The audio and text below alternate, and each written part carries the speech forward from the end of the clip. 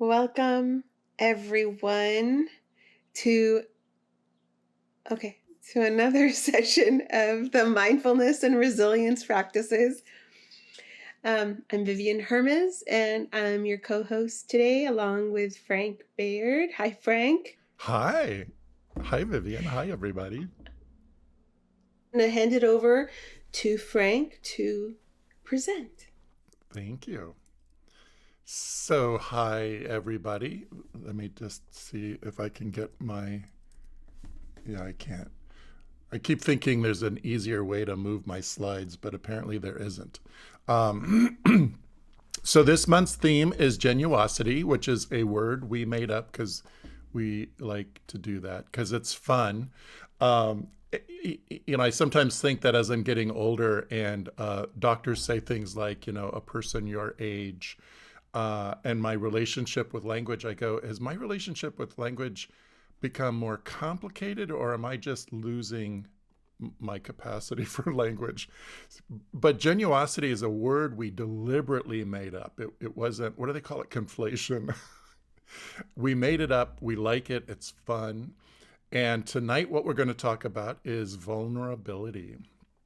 So, um, if you look up the definition of vulnerable, the first definitions that come up are things like susceptible to physical or emotional harm, or vulnerability related to a person is a person in need of special care, support, or protection because of age, disability, or risk of abuse or neglect.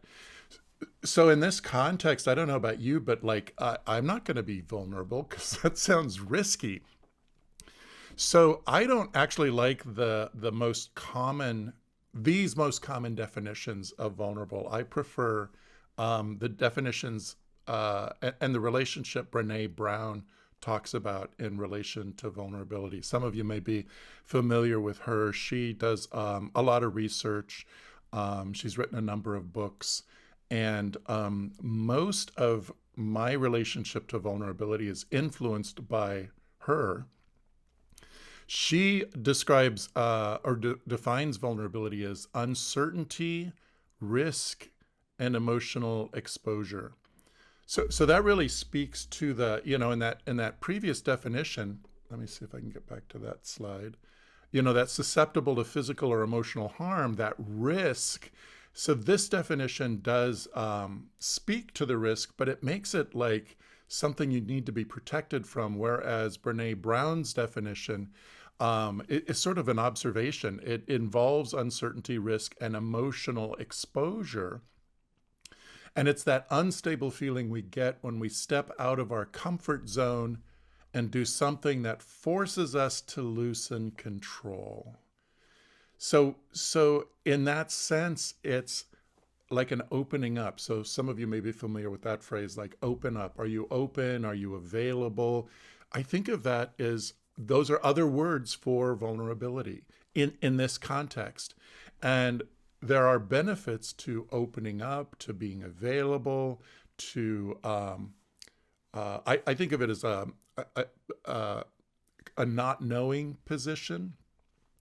So these first three categories of vulnerability, like uncertainty.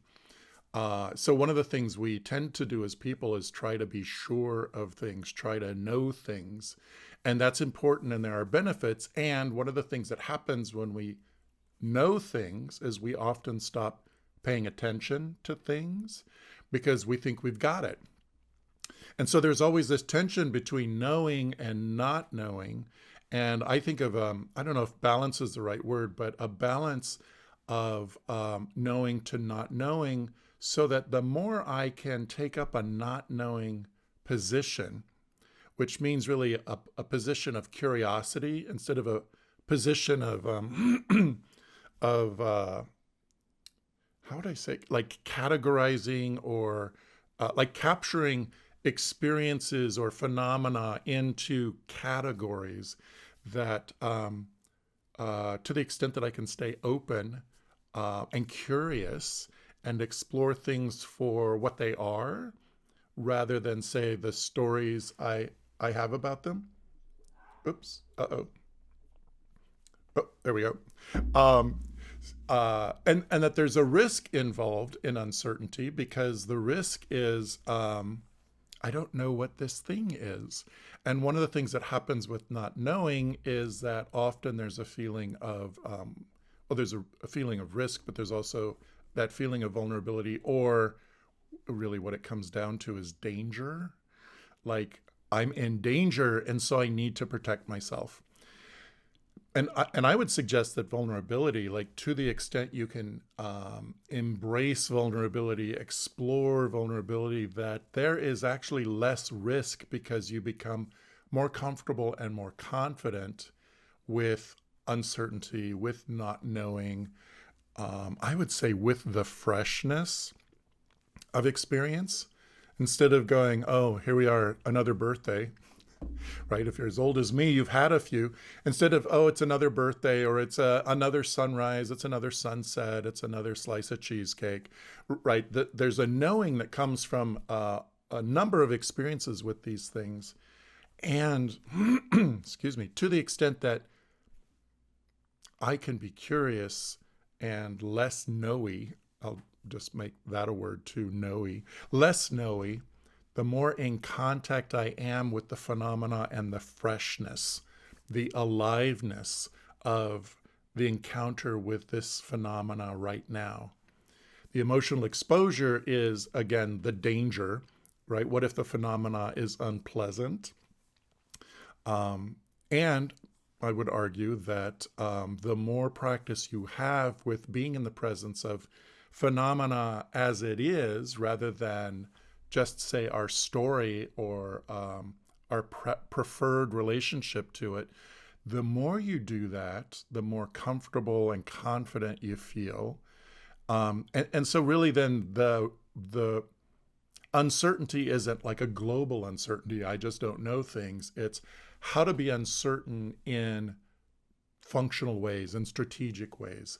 The risk then is manageable because I start to have the experience of okayness in relation to my direct contact with phenomena instead of just the stories that I have about the phenomena. And that the emotional exposure actually, instead of it feeling risky, it can feel more and more enlivening. So Brené Brown talks about a number of interrelating aspects of vulnerability. So one of the things she talks about a lot is shame. And she defines shame as a universal experience. It's a fear of disconnection. So if you think about the function of shame, is if we feel it, part of it is because we've done something that puts us at risk for being, I'll say it like this, expelled from our community. So our community could be our immediate family, it could be our friends, it could be school or work. And so the function of shame is to keep us alert. But when it runs rampant, then what we're busy doing is trying to protect ourselves from the experience of shame so trying to protect ourselves from a fear of disconnection rather than pursuing connection. And so Brené Brown says that courage and self-compassion allow us to embrace vulnerability, that tenderness, it's kind of like we're not alone if we're there with ourselves for ourselves. And she suggests that increasing vulnerability leads to joy and meaningful connections with others, because really what it's doing is it's lowering barriers, not boundaries. So just to make a linguistic distinction here, boundaries are valuable in terms of knowing where you are, who you are, how you are, where you stand. And you're probably familiar with that phrase, crossing the line, right? So boundaries are important, and boundaries don't have to be rigid. Like flexible boundaries, semi-permeable membrane, are actually the best kind of boundaries for you and for others. And that vulnerability allows you to have more flexibility in your boundaries, and that one of the effects of that is connection to others. I would also say more of a connection to yourself too. And so embracing vulnerability can help us lead fulfilling lives with what Brené Brown calls wholeheartedness, which is like an all-in feeling, right? I don't have to like protect myself. I don't have to be like at arm's length. That if I'll talk about it this way: if I master the skill of vulnerability, to the extent that we master any of these skills, that I can show up in my life and in the lives of other people with wholeheartedness. Now, I put a link here, so when you get the handout, help me remember to drop it in the chat. You can click on this link and it'll take you to a TED Talk by Brené Brown that is a nice summary of these points that I was just talking about. So what we're going to do in tonight's practice are some efforts. I'm really sorry about my voice.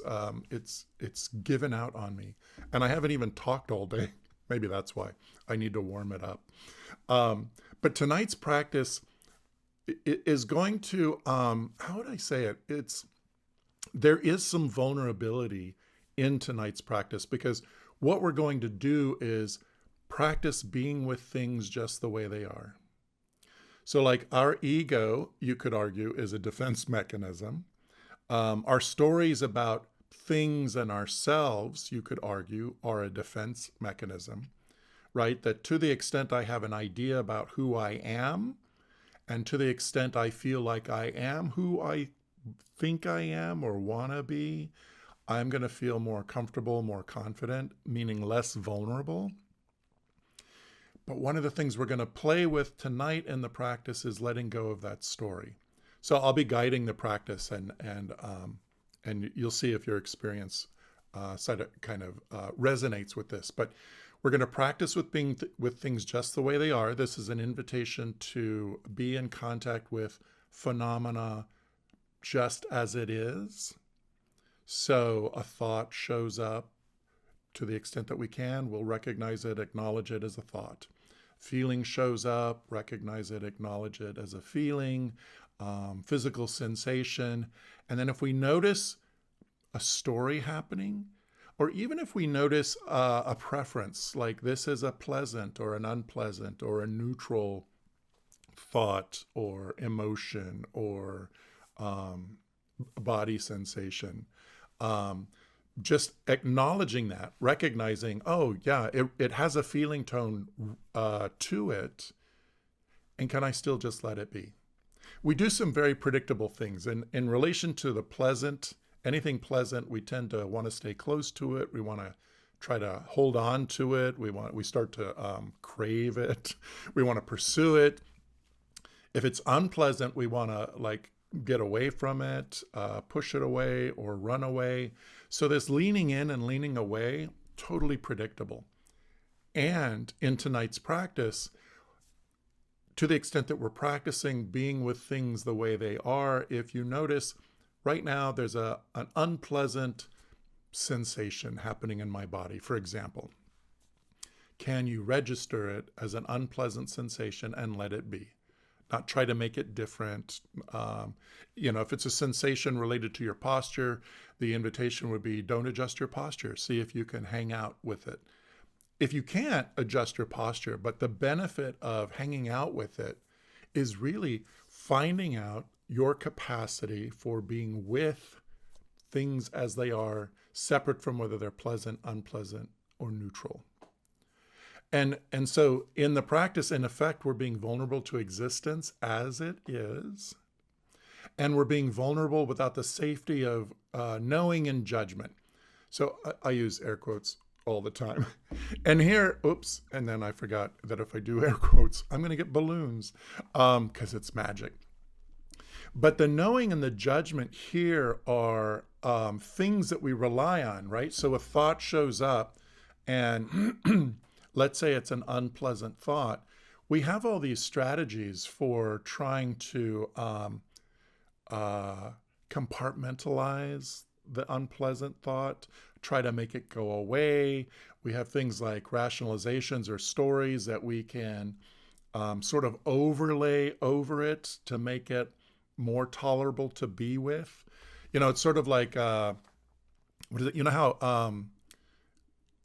oh, I don't know that it still always tastes awful, but like there's this notion that medicine tastes awful, but it's good for you, right? So take your medicine, even though it tastes awful. So to the extent that the medicine we're imagining right now is really good and useful medicine, the challenge would be, can I be with something unpleasant, even if the result of that is going to be beneficial? So sometimes in the moment, the way we endure that is we have that story. So here's the thought: this is good for me. That helps me do the thing in relation to the unpleasantness that I wouldn't do otherwise. In tonight's practice, though, the invitation will be, if you notice a story happening, if you notice a preference, can you notice it and acknowledge it and then just let it be? And you may know by now, every time I say just let it be, that means it's really easy, which means it's really not. Just doesn't make anything easier. It just sort of suggests that somebody has the opinion it should be easy. So these are a lot of words. Let's get to the practice. So to do this practice, get comfortable. You can be in stillness or in slow movement. There are benefits to either. If you're moving, it is suggested that it be slow movement, because otherwise, mostly what happens is we just start going on autopilot. By moving at normal speed, we tend to not be paying attention to a lot of what's going on because we feel like we don't need to. So here, because the goal is to be noticing what's going on, if you're going to be in motion, have it be slow movement, like a slow, mindful walk, or some slow, mindful swaying. Your eyes can be open or closed. The invitation is to listen to my voice. I'm going to provide some guidance during the meditation. Listen to what I say and notice what happens. Notice what's happening in the space between any words I mention, and notice what happens when you hear my voice. When you hear my voice and the words register in your mind. The goal here really is a gentle, friendly effort to be with whatever is happening, including noticing your judgment about it. So it's not necessarily if you notice judgment to stop judging. It's if you notice judgment, name it, and continue paying attention. And then, as always, if you need to stop or you just want to, stop. Notice the state your body is in just now. Is it at ease? Is it tense or tight? Is it lethargic?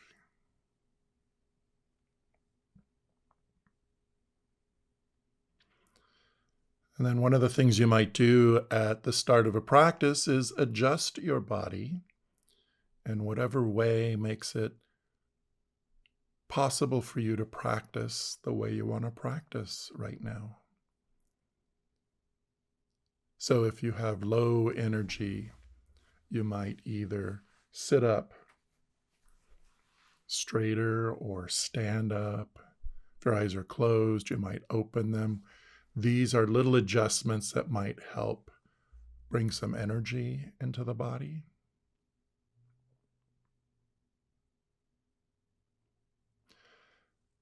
And if you're feeling tight or tense, you might make a gentle effort to let go of any of that tension or tightness that you can.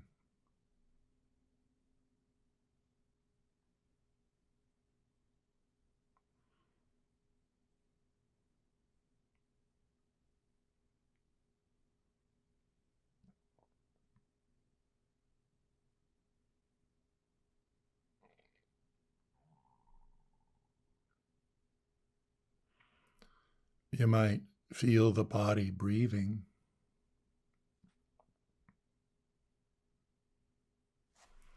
You might feel how the body breathes on its own. You don't have to make it breathe. And for this practice, you don't have to breathe in any particular way.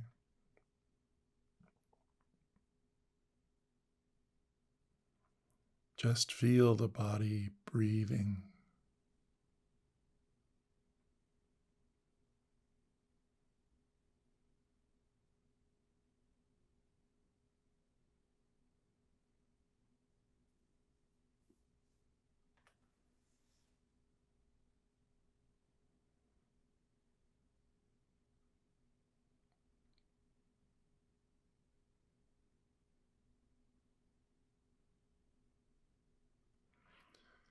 You can use breathing as an attention anchor. Anytime attention wanders off or gets pulled away, when you notice, gently bring attention back to breathing. Let breathing be a place to rest attention, to restart the effort at paying attention.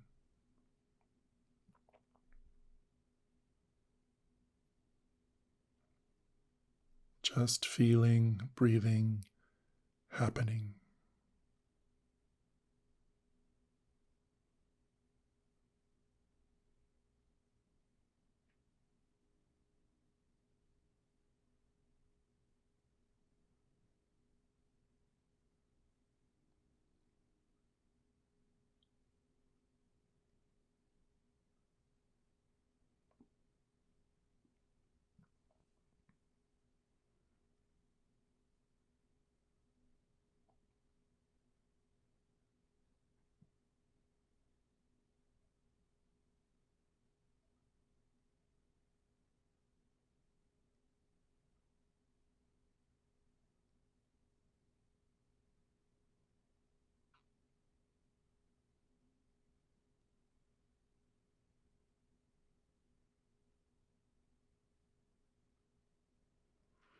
You might notice where attention is now.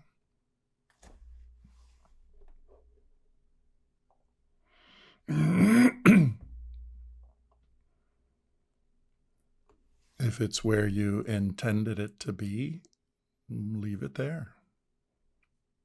And if it's somewhere else, if it got away from you or if it wandered off, gently bring attention back to breathing.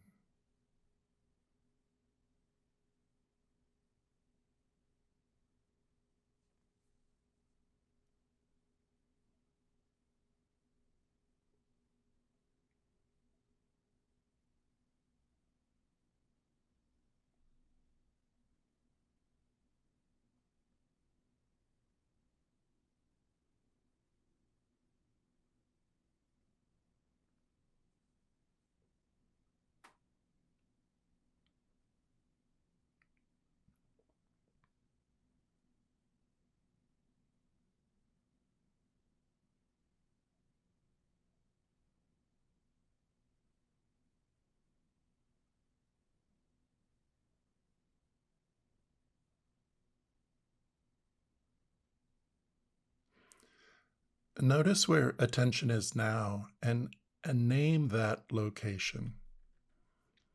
So if attention is focused on breathing, you might give it a simple name like breathing, breathing. If you notice your attention is in a thought, give it a simple name like thinking, thinking. Same with an emotion, you might name it feeling, feeling, or emotion. Or if it's a body sensation, sensation, sensation. So name wherever attention is, and then if it's anywhere other than breathing, Gently bring attention back to breathing.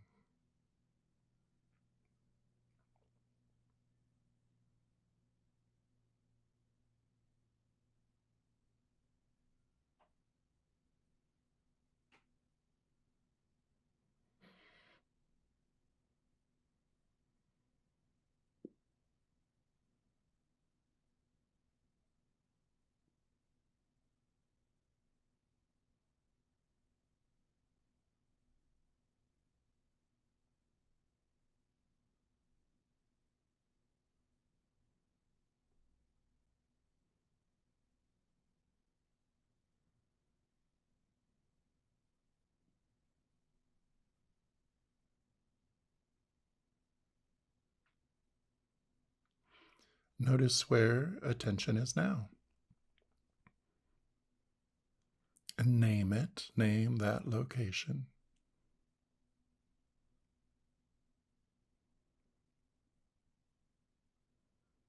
And if attention is anywhere other than breathing, gently bring it back to breathing.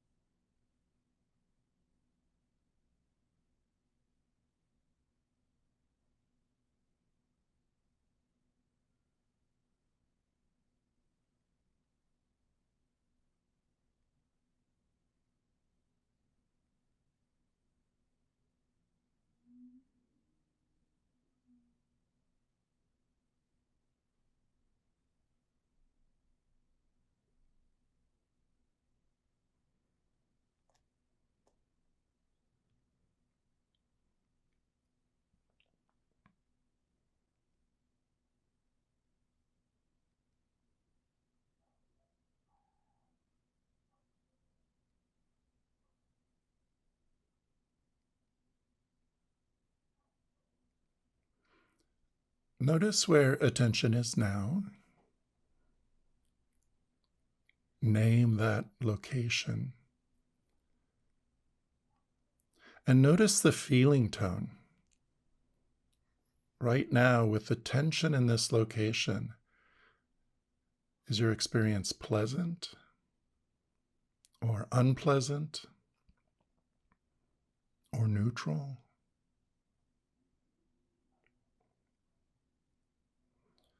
Notice, name the location, register the feeling tone,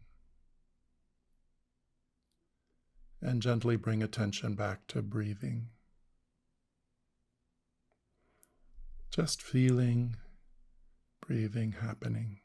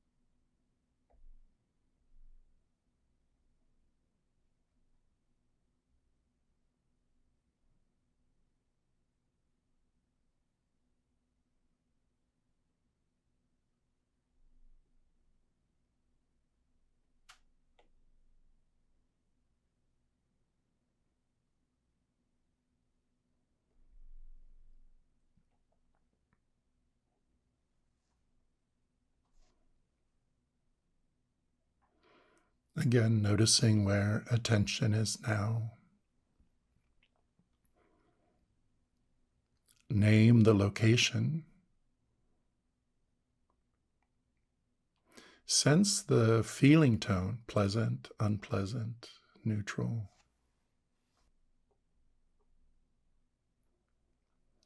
And then you might notice, can you let it be just the way it is, whatever it is, wherever attention is right now, that thought, that emotion, that physical sensation,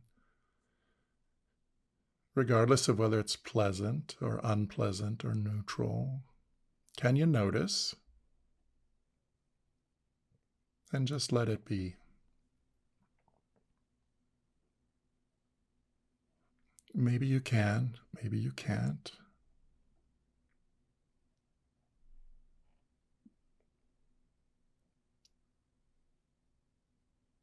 And then after making this gentle effort, bring attention back to breathing.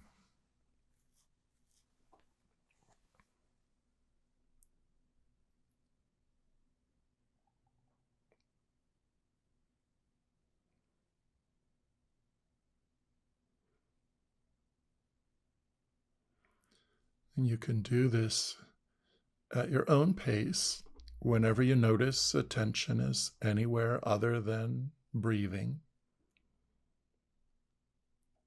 When you catch on that attention is somewhere else, name the location, register the feeling tone, and then notice if you can let it be the way it is. Just let it be. And then whether you can or can't,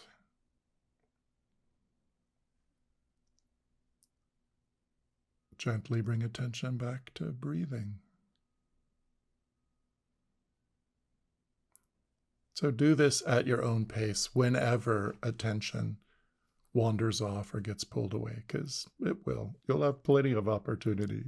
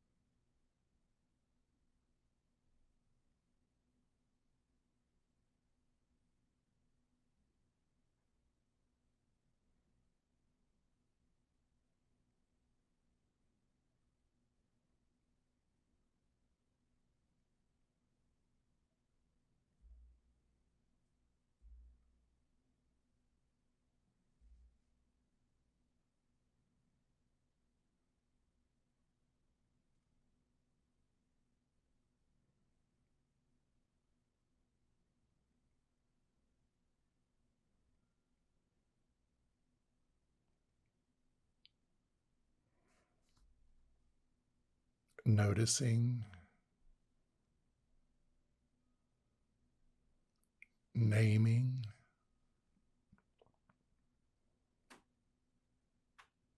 feeling.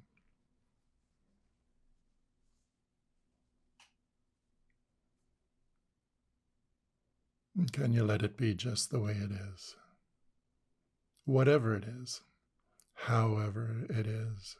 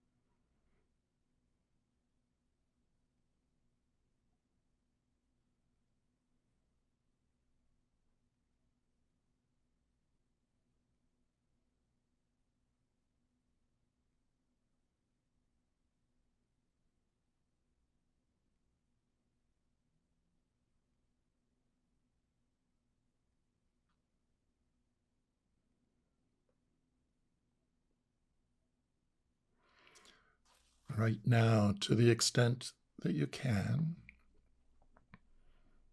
you let whatever is be?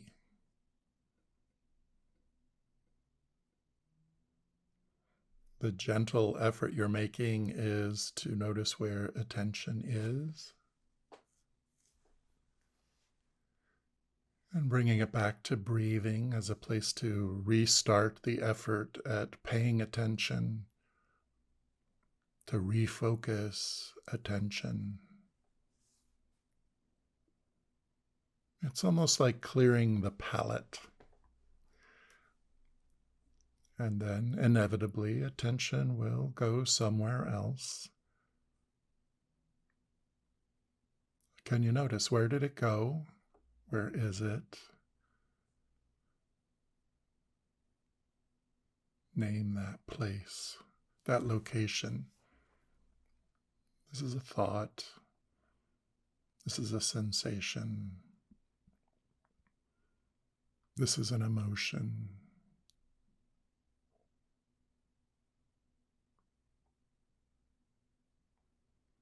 It's pleasant or unpleasant or neutral.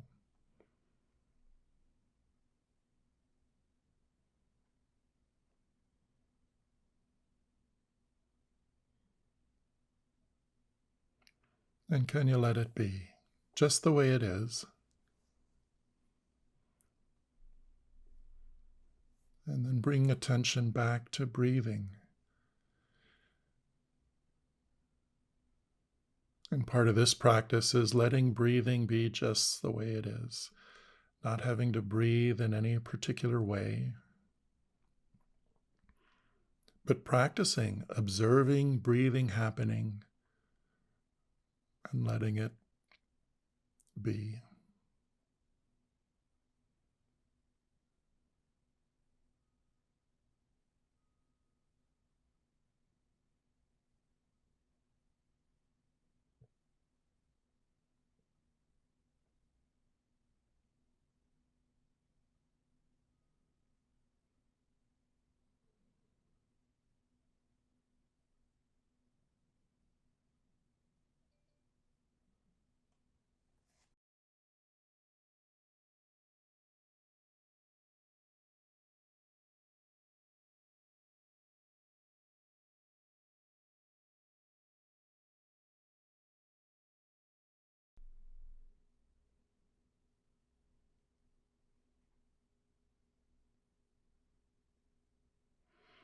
Noticing where attention is now.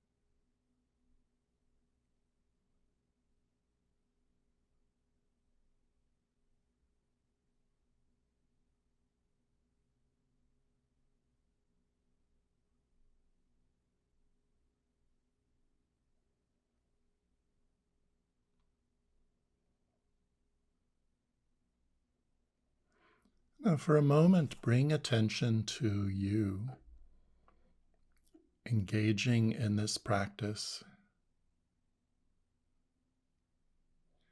Can you let you be you? So whether you're practicing the way you'd like to or not, or you're succeeding or failing at any goal you have for this particular practice right now, can you let you be you?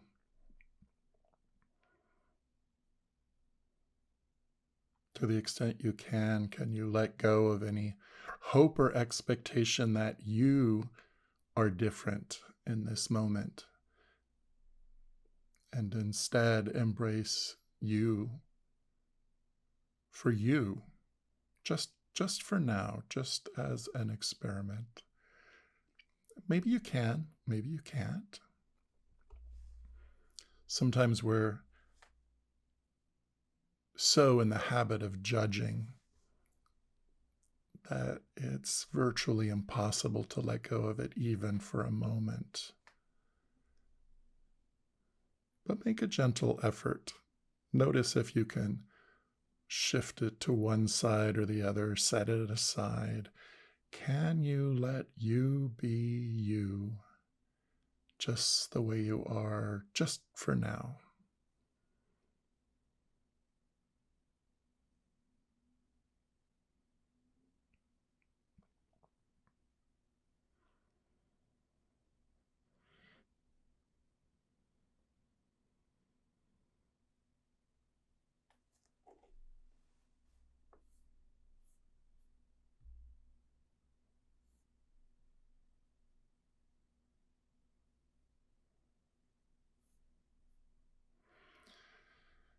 And then as we near the end of our practice for today, if you'd like, you might express some appreciation or gratitude to yourself for this practice. Again, this is separate from whether you had the experience you were hoping for or thought you should have had, right? Any judgments that interfere with letting this moment be the way it is and letting you be the way you are in this moment. Can you express some gratitude to yourself for your effort, for your practice? I like to use words, and so sometimes I'll use the words like, thank you for your practice, or words like, I appreciate your attention.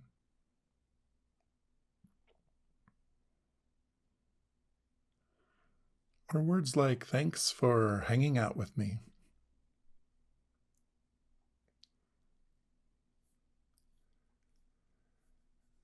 And then to conclude our practice, if your eyes are closed, you might open them, move them around. You might move your head around, look from side to side. You might shrug your shoulders, stretch, wiggle your fingers, wiggle your toes, yawn if you'd like. And this will conclude our practice for this evening. Thank you for your practice. So here's a comment. There seems to be a bit of irony around choosing to be vulnerable. It puts one in a position to shut down if hurt. But then again, it to me is one vital way of healing and growth as one can learn more about themselves and their worth and connection with another. And then the question, thoughts. Yeah, I agree. You may have noticed that there are a couple of pretty persistent ideas that we present. One is to the extent we can let reality be what it is, just the way it is, there's less suffering. That's even in the presence of miserable things, right? That like the miserable things only have to be as miserable as they are. We don't add to them with our attitude or our judgment or our wish that it be different than it is. And that being curious and being open is always better than shutting down. Shutting down makes sense, right? This is not to say don't do that. We do that because we have to when we have to. And to the extent that we can remain open and remain curious, a couple of things happen. We can tell the difference between the phenomena itself and our story about the phenomena. And sometimes in that space between those two, there's a lot of possibility, like a lot more possibility than we can imagine if we're just caught up in our stories. And also curiosity helps us make beneficial meaning out of all of our experiences. And making meaning out of even unpleasant experiences renders them as useful, and we can grow from them. So this notion of vulnerability, really, the more we're willing and able, so emphasis on able, it takes some skill, it takes some practice, and I would also say there's some privilege involved in certain kinds of vulnerability, right? That you have to feel a certain amount of safety in order to be willing and able to be vulnerable. So the encouragement is give it a try. Yes, somebody says vulnerability takes courage. Yeah. So I'm checking out some of the, seems like being curious is another way to think about being vulnerable. Yes. I like that. Mine wandered. I even fell asleep. So good not to judge myself wrong. Thank you. Thank me. Yeah, that's one of the things that where we can get caught, right? Is like we might not even notice that we're judging our practice. So I could be sitting here going, I should have more concentration than I do, or I should feel more still than I do, or this should be more relaxing than it is. And so it can feel counterintuitive to go, the effort in the presence of these wishes or these judgments is to let the wishes or the judgments be. Right. So instead of battling them, which, I mean, there's some use to sometimes kind of like deconstructing them or challenging them. But in this kind of practice, the benefit is let them be. Can I tolerate viewing myself? Let's say I didn't have the experience I wanted in practice, so I'm going to call it a failure, just to make it dramatic. Can I be with me feeling like I failed in my practice? I would argue that the answer is yes, because you are with you anyway. But you don't get to notice that unless you're able to be with you and go, okay, so this didn't turn out the way I wanted it, or I'm not showing up the way I wish I could or would like to, and okay. That's why I like just for this moment, can you be okay with you just the way you are, just for a moment? Sometimes it's not even possible for just for a moment, but sometimes just for a moment gives us a chance to do it for a fraction of a second to see what it's like. Let's see. Do you see any other comments that stand out to you, Vivian? Yeah, we're getting them. And someone pointed out that especially when we're coming from a trauma and abuse, it seems that it's key to healing and connecting back to oneself. And that, to me, connects with that first statement, that first comment that we had, because, yes, we want to keep boundaries, permeable membranes, but openness, and then also test that for truth, right? One of my favorite quotes from my very prolific teacher is, our life is the tool with which we test truth.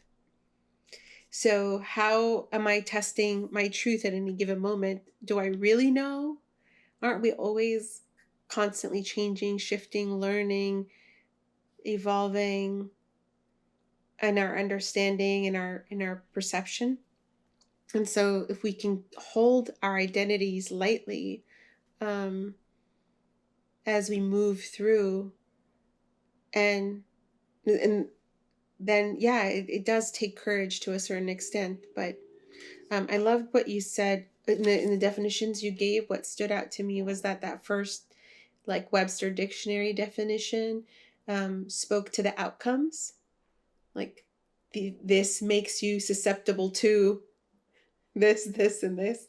Whereas the other definition, the one I think it was Brené Brown that you were quoting directly, is that it was more speaking to a quality of being, or to an approach process, and staying open, not really getting caught up in the possibility of outcomes. Because disappointment, upset, all these things are definitely possible in the face of exposing yourself in a vulnerable way, but so are an infinite number of other possibilities. And how are we to be such know-it-alls around it? That's my thing. I'm like, I don't know it all. Yeah, and I think of like I like knowing things. So there's always a tension between the knowing and the not knowing. But I think about like knowing when to not know and how to not know is a valuable skill. Uh, yeah, I would say with the knowing thing, I kind of push myself to stay in this space of not knowing. Only because the knowing part is the comfort zone, right? Always. It's the beaten path mentally. Like you've gone down that path a million times. You know it. It's probably your habit energy. It's probably the way you think. It's probably your perceptual chosen path. And so for me, and when it comes to vulnerability, if I make the decision to be vulnerable in the moment, I also make the choice. It's a choice in that moment. A lot of times, not, sometimes you're kind of forced by circumstances to be vulnerable. Like in the case of illness, like one of the comments speaks to how I mentioned COVID. So sometimes we're made vulnerable by the circumstances we're in. But if you are making the choice in the moment to be vulnerable, you're also, I would say, it would be helpful and supportive to also adopt that view of just generosity and like openness to what you were saying, to what was possible. We are at time.